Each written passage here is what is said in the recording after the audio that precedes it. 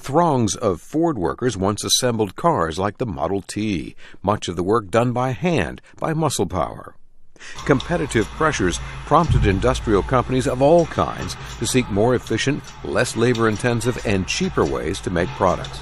Bad news for millions of workers like Holly Stover, who once held jobs in industrial companies.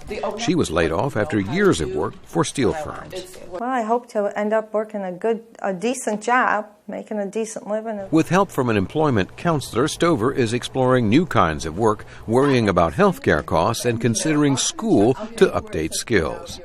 A Georgetown University workforce expert says more industrial robots mean fewer humans have high-paying jobs on production lines.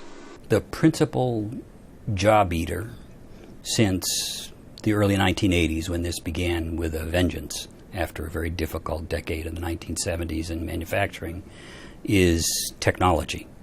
Probably 75% of the job loss is technology-based, just to say robots, machines in general, are substituting for people. But a top Labor Department official says the changing economy brings new opportunities for workers if they have relevant skills. Many employers complain they can't find enough people who can do things like run advanced machine tools or program computers. We've also in this country had a remarkable transition to a service economy. And really wonderful high-paying jobs in IT, for instance. Those are industries that didn't exist 20 or 30 years ago. Meantime, the head of the Southeast Michigan Community Alliance says employers are trying to close the skills gap by seeking apprentices for high-paying jobs like electricians, plumbers, carpenters, millwrights, and pipe fitters. What is also evolving in our economy here is a work-based learning mindset with both the employers and with the job seekers. Many job seekers look at it as, I can't afford to go to school for a couple of years and not have an income. Greg Petoniak's organization helps displaced workers find ways to upgrade their skills and closely tracks the skills employers need.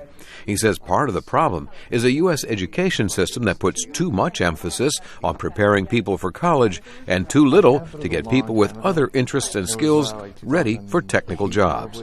Jim Randall, VOA News, Detroit. Experience, they want to get that response. Okay. When you give them that response, after you go through all of these